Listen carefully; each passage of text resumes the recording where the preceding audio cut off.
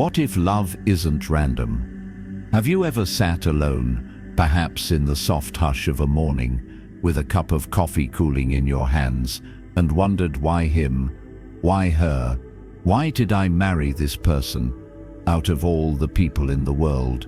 Or, if you've never married, perhaps the question has sounded a little different.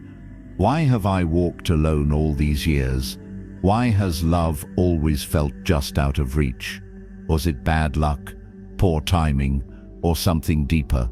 As we grow older, our understanding of love often shifts. It sheds the rose-colored lenses of youth and begins to ask quieter, harder questions. We start to look back at the choices we made, the people who came and went, the relationships that blossomed and those that broke, and we search for patterns, for meaning, for something that connects the dots between joy and pain, between union and separation. And here Buddhism offers a gentle but profound perspective. According to ancient Buddhist wisdom, the person you marry or don't is not chosen by chance. Love, as it turns out, is not random. It is karmic. That may sound mystical at first, but stay with me. Karma, in its most basic form, is the law of cause and effect. It is the spiritual echo of your actions, intentions and energies, rippling forward through time, often across lifetimes. It means that who you draw close and who you are drawn to may have roots in a story far older than this one. Your marriage, your relationship history, your experiences with love and loss, they may all be reflections of energetic debts, blessings, lessons, and unresolved threads from lives already lived. And no, this isn't about punishment or reward. It's not about blaming yourself for heartbreak or praising yourself for a perfect partnership. It's about understanding. It's about stepping back far enough to see that love is not just an emotion or a decision. It's a spiritual mirror. It reflects back to us the energy we carry, the lessons we need, and sometimes the healing we've avoided. In today's reflection, we're going to walk slowly through this idea, gently, honestly, and with compassion. We'll explore how karma influences who we love, how we love, and why some marriages nourish while others deplete. We'll talk about the kinds of energy that attract certain partners, the reason some people repeat painful patterns in love, and most importantly, how to shift your karmic path, so that whether you are in a marriage, leaving one, longing for one, or living peacefully alone, you can begin to move from confusion to clarity, from disappointment to understanding. This isn't just about romance. It's about the sacred contracts we carry with others. It's about learning how to see love, not as something that happens to us, but something that arises through us. And by the end of this journey, you may begin to see your past, your present, and your heart's deepest longings in a whole new light. So wherever you are, partnered, widowed, divorced, or quietly content in your own company, I invite you to stay, to listen not just with your ears, but with your whole spirit. Because the truth we're about to explore may not only help you understand your relationships, it may also help you understand yourself. Lesson 1. How karma shapes the person you marry. It's comforting in a way to think of love as something spontaneous, a spark, a chance meeting, a moment when eyes lock across a room and something just clicks. We like to believe that romance is magic, that it flows from chemistry and coincidence. But Buddhism offers us a deeper, more intricate truth, that the person you marry is not chosen by luck or accident, but by karma. Now, karma is a word that often gets misunderstood. In the West, it's tossed around casually. That's karma, we say, when someone gets what they deserve. But true karma, as the Buddha taught, isn't some cosmic punishment system. It's a law of energetic cause and effect. It's the subtle thread that links intention, action, and consequence, not only in this life, but possibly in many lifetimes before. So what does that have to do with marriage? Quite a lot. According to Buddhist understanding, the connection between two people is not created in the moment they meet, it's remembered. When you feel an instant pull towards someone, that intense familiarity or even tension, it may be because your souls have already met before. In a previous life, you may have loved that person deeply, or you may have hurt them. You may have supported them through illness, or you may have left them behind. And in this life, karma brings you back together, not as a reward or a punishment, but as an opportunity, a chance to heal, to complete what was left unfinished, or to grow in ways you once avoided. Take, for example, the story of Helen and James, an older couple I once met during a Dharma retreat. They had been married for over 50 years. When asked about their secret to a long-lasting marriage, Helen smiled and said, "I think we've done this before." James laughed, but there was something knowing in his eyes. Their marriage hadn't been easy. There were times they nearly walked away, but there was always a sense of commitment that went beyond logic. "I couldn't explain it," Helen told me, "but I always felt like I owed him something, and like he owed me something too. Not in a bad way, just like we weren't finished with each other yet." That in essence is karma. Some relationships are gentle. The partners are kind, respectful, emotionally balanced. They seem to grow together with ease. These, according to Buddhist wisdom, are often the fruits of good karma, blessings built over lifetimes of mutual care, honesty and support. Other relationships are more turbulent, marked by conflict, imbalance, or deep emotional pain. These may be karmic debts, rising to the surface. Sometimes, a person enters your life, not to make you happy, but to wake you up, to show you where you are still wounded, where you are still clinging, where you are still attached to illusions about love. Of course, this doesn't mean you're fated to suffer. That's not what karma teaches. Karma is not a life sentence. It's a reflection. And with awareness, it can be rewritten. But to do so, you must first recognize that your marriage, or lack of one, may be the mirror, not the problem. If you've ever asked yourself, why do I keep attracting people who don't love me well? Or why did I stay in a marriage that drained me? The answer may lie in the karmic patterns you carry. It could be a pattern of self-abandonment, or a fear of being alone that pushes you toward anyone who offers attention. Or perhaps it's a deeper lesson you came into this life to finally face, learning how to love without attachment, how to stay without clinging, how to leave without hatred. The Buddha often spoke of Vedana, feeling, and how most of us act on feeling without inquiry. But karma, he said, arises from intention. When you love with clarity, with compassion, with presence, you generate a new kind of karma, a softer one, a more peaceful one. So if you're married now, ask yourself, what is this relationship reflecting back to me? What have I brought into it? Not just in words, but in energy. Where do I still react from fear or ego? And if you're not married, or never have been, ask not, why haven't I found love? But what energy have I been sending out into the world? Because love doesn't come from wanting, it comes from readiness. And karma always delivers, not what you wish for, but what you're ready to receive. Lesson 2. Why some marriages feel like struggles. The karmic roots of pain.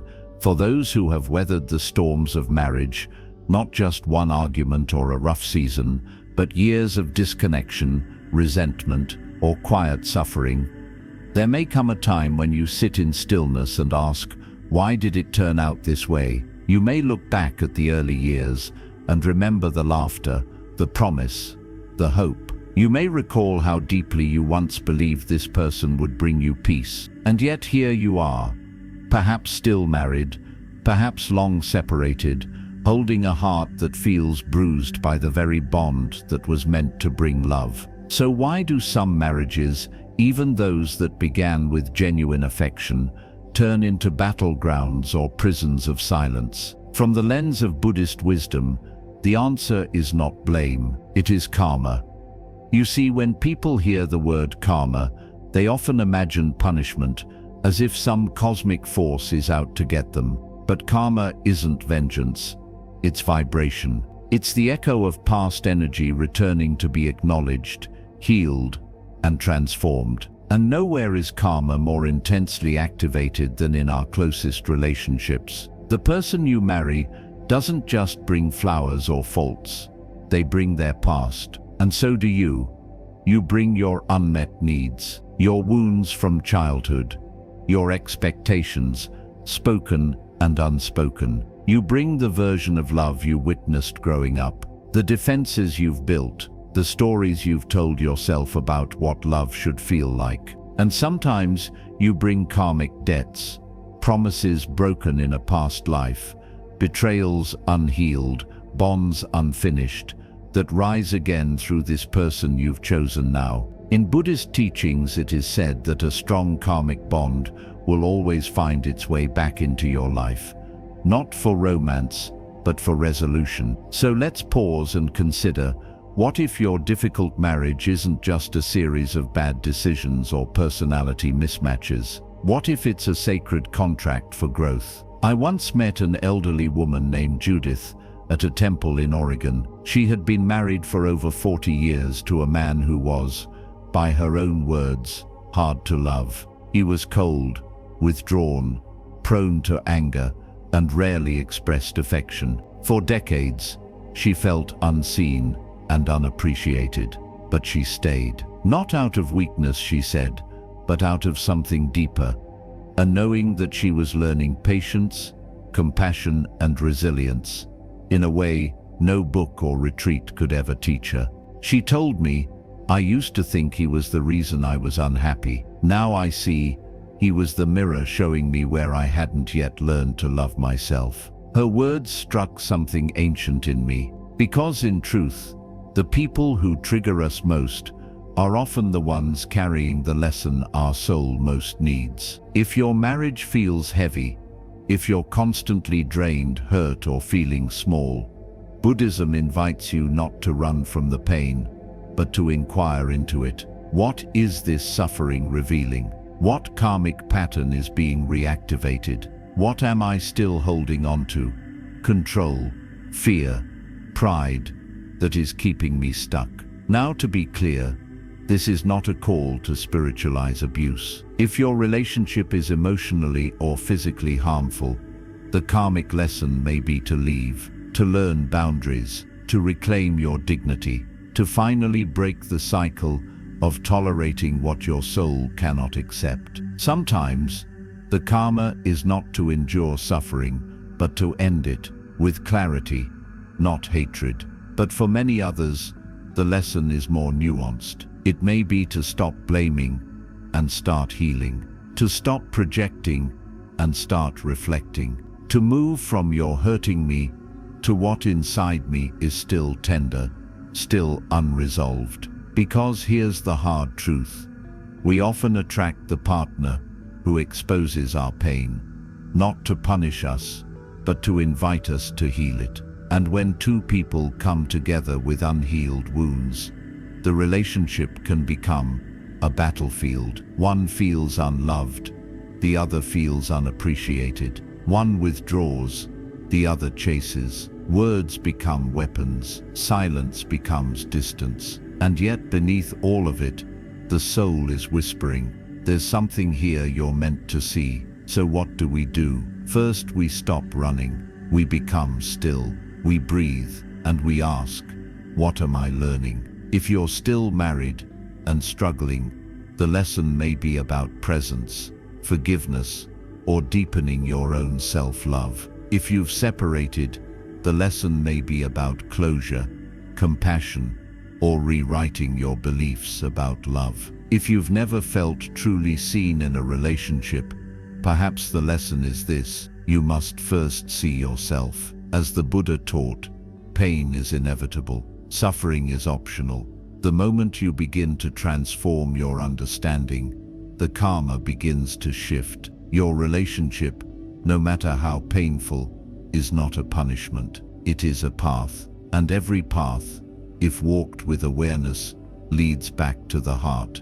Lesson 3.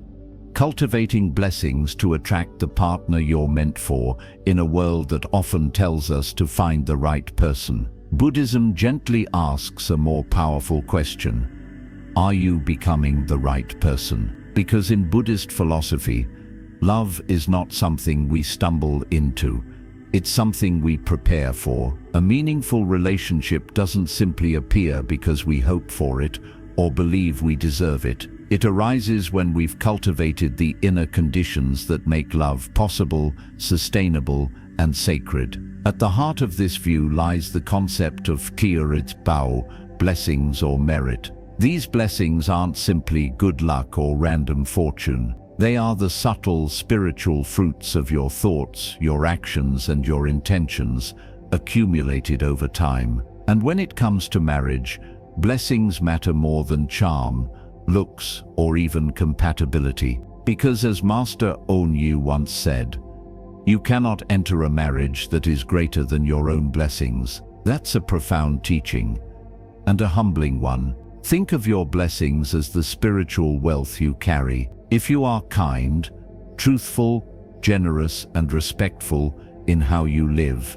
especially in how you treat others in matters of the heart, you build up blessings. That energy naturally attracts a partner of similar vibration. But if your past is marked by dishonesty, betrayal, manipulation, or ungratefulness, even small patterns repeated over time, your blessings diminish, and so does the quality of the relationship energy you draw. This is why two people can meet and feel an instant connection, but then fall into toxic patterns, or why someone who longs for a good partner keeps attracting those who are unavailable or unreliable. It's not punishment, it's a mirror. So how do we begin to shift this? How do we stop longing for love and start living in a way that welcomes it? First, by recognizing that the relationship you desire must begin within you.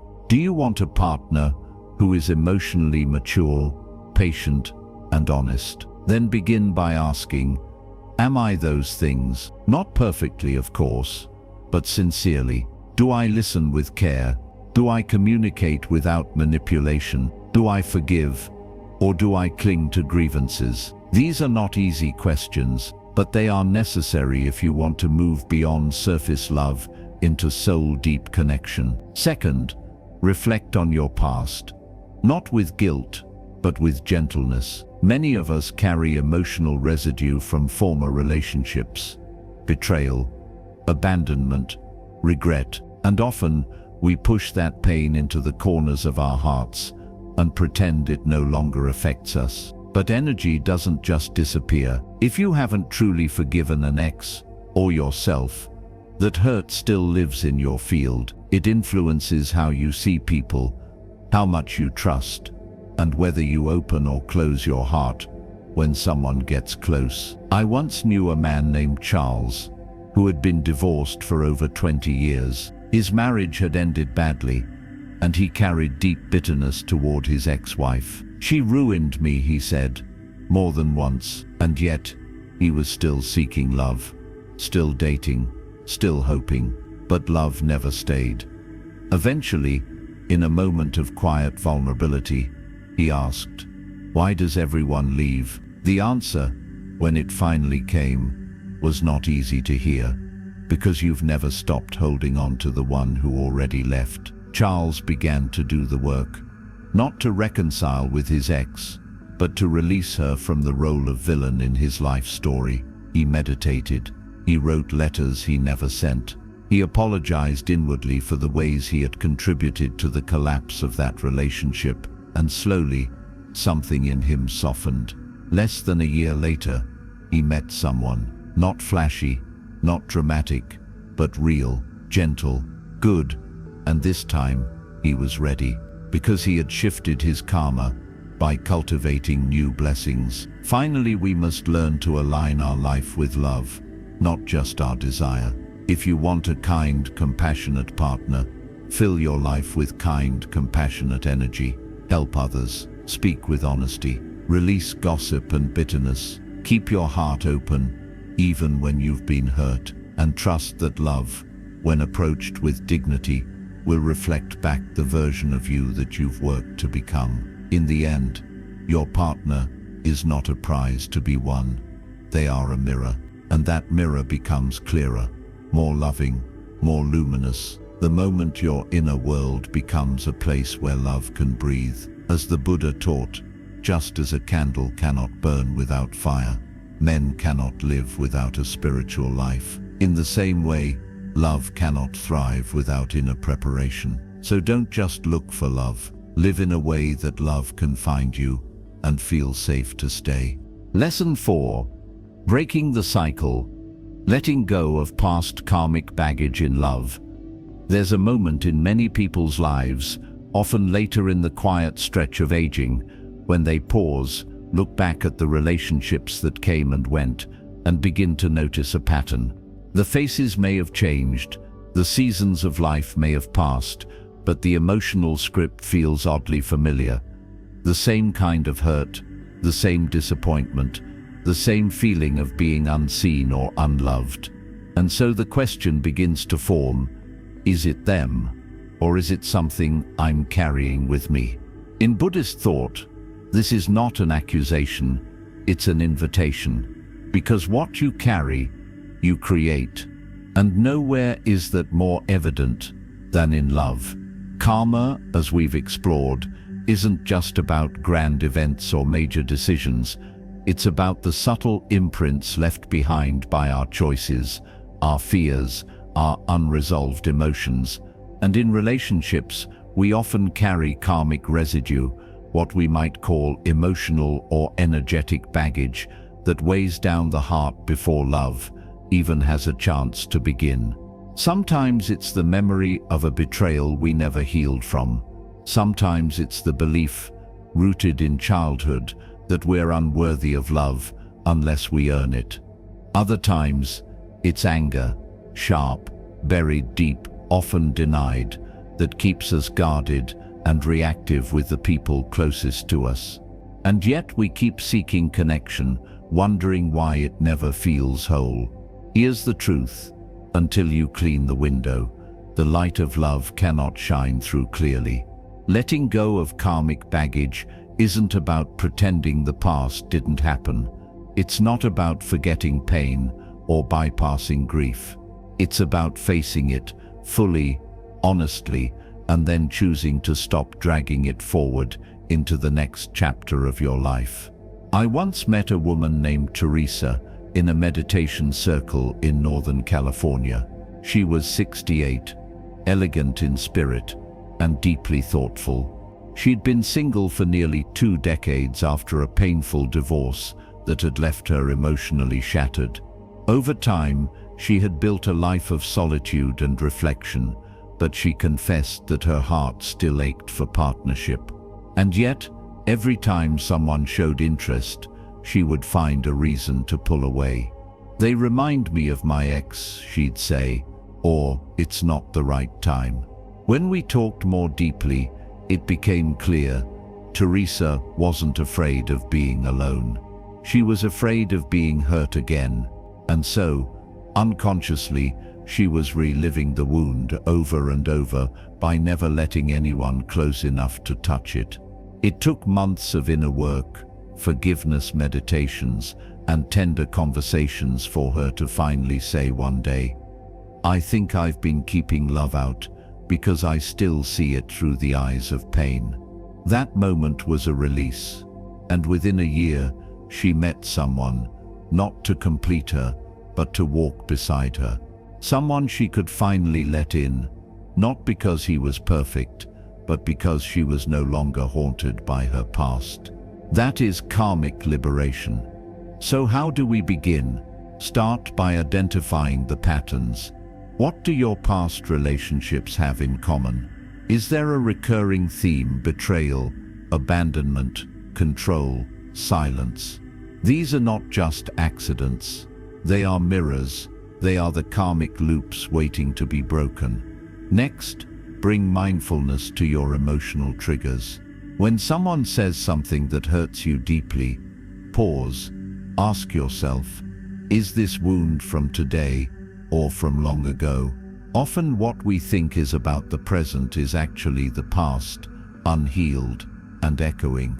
Then forgive, not to erase what was done, but to free your energy. Forgiveness in Buddhism is not permission, it is liberation. It's saying, I no longer give you the power to define how I love. And finally, make space physically, emotionally, spiritually. Release old love letters. Let go of the unspoken resentment. Write a letter to your younger self, filled with compassion. Clean the altar of your heart so that it is ready not for a savior but for a sacred meeting. Because once you let go of the old pain, the new blessings can arrive, not always in the form of another person, sometimes in the form of peace, sometimes in the form of a deeper connection to yourself, but always in the form of freedom. As Thich Nhat Hanh once wrote, you must love in such a way that the person you love feels free. That includes you. And that begins with the courage to stop carrying what was never yours to keep. Lesson 5. How to build a spiritually aligned relationship, one rooted in compassion and inner peace. If we've learned anything from walking the path of Buddhist wisdom, it is this: lasting love is not built on attraction alone. It's not about passion that burns bright and fades, or about clinging to someone in the hope they'll fill an inner void. Real love, the kind that nourishes the soul, not just the senses, is built on something far deeper. Shared values, spiritual presence, and the quiet, unwavering practice of compassion. Many people chase the idea of a perfect partner. They want compatibility, chemistry, excitement. But what often gets overlooked is spiritual alignment. That doesn't necessarily mean you share the same religion or meditate together every morning. What it means is this: you both walk through life with similar intentions. You value peace over control. You honor truth over convenience. You approach the world not with entitlement, but with humility. And most of all, you love from fullness, not from lack. This kind of relationship is rare, not because it's unrealistic, but because most people have never been taught to prepare for it. We prepare for careers, we prepare for retirement, but rarely are we taught to prepare our hearts to be a safe, sacred space for love to grow. So how do we build a relationship that reflects our spiritual path? It begins within. Again and again, we return to this truth. The quality of your relationship is a mirror of your inner state. If your mind is always anxious, your love will be restless. If your heart is closed, your partner will feel distant. But if your spirit is rooted in compassion, mindfulness, and integrity, then what you offer becomes healing, not only for the other, but for yourself. Compassion is the foundation. It's the ability to see your partner not as a role to fulfill, but as a soul in evolution. Someone with flaws, with fears, with old wounds, and yet still worthy of gentleness. When disagreements arise, as they always do, the goal isn't to win, it's to understand. To ask not, how can I change you, but how can I soften here? How can I love more skillfully? I remember once listening to an elderly couple speak at a temple gathering. They had been married for over 60 years. When someone asked them how they stayed together so long, the husband smiled and said, "We made a decision early on. One of us could be upset, but never both at the same time. If she was on fire, I became the water. If I was the storm, she became the sky." That, my friends, is spiritual partnership. not because it avoids conflict, but because it meets it with presence. Inner peace is the second pillar. If you are constantly agitated, reactive, or emotionally dependent, no relationship can carry that weight for long. This is why solitude matters. This is why self-reflection matters. When two people come together, each grounded in their own peace, the relationship becomes a sanctuary, not a battlefield. You can rest in each other, not wrestle for control. You can be honest without fear. You can love without losing yourself. And finally, you build a spiritually aligned relationship through shared practice. That might mean sitting together in silence, or taking a walk each evening to reflect on the day, or simply pausing in the morning, holding hands and offering a quiet blessing. May we love well today. May we be kind to one another. May we remember what matters. It doesn't have to be grand or formal. What matters is that both people treat the relationship as something sacred, not something to be managed or tolerated, but something to be tended to with care, like a garden. When weeds appear, pull them early. When drought comes, water with patience. And when the flowers bloom, don't take them for granted. Admire them, celebrate them. Let them remind you of the grace that grows from consistency. In Buddhism, there is a concept known as kalyan chamita, the idea of a spiritual friend, someone who walks beside you on the path, encouraging you, supporting you, and reminding you of your highest self. In a truly awakened marriage, your partner becomes your kalyan chamita, not your savior, not your possession, but your fellow traveler, walking with you, not in front, not behind, but beside. So if you are in a relationship now, ask yourself, are we growing spiritually together, or just growing older together? Are we co-creating peace, or just sharing space? And if you are seeking love, ask not just who is out there, but who you are becoming in here. Because the person you attract will not rise above the energy you emit. Love doesn't just find you, it recognizes you. And when it's aligned, not just emotionally, but spiritually, it doesn't feel like escape, it feels like home. Closing reflections. Love is karma, and karma is a choice. So, what do we make of it all?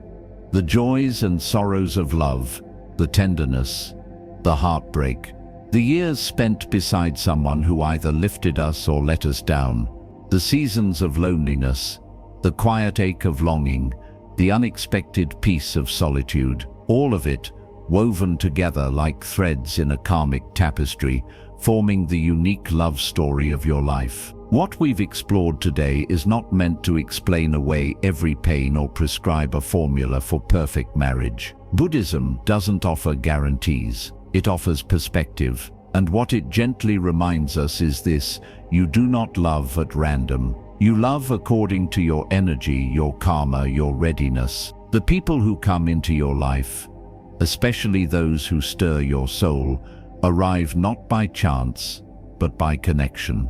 Some are there to teach, some to heal, some to challenge, some to mirror what you've yet to see in yourself, and some, if you're truly fortunate, are there to walk with you in peace. But even the difficult ones, they're not mistakes. They are messengers. Sometimes the partner who hurt you the most gave you the gift of clarity. The one who betrayed you taught you about self-worth. The one who walked away taught you how to stand alone and still rise. Love, in every form, leaves behind a teaching, and in that way, nothing is wasted. Yet here's the most important truth of all. Karma is not fixed. It is fluid. It is alive. It responds not just to your past, but to your present intention. And that means you are never trapped by the relationships you've had. You are always shaping the relationships you're becoming. So the question now is not, what happened to me in love? The question is, who am I willing to become for love to feel sacred again? Can you let go of bitterness and choose compassion? Can you stop waiting to be loved and start radiating love? Can you release old stories about who you are, what you deserve, and how love should look, and trust that the heart knows how to find its way home? If you are partnered, may you see your spouse not only as a companion, but as a soul evolving alongside you.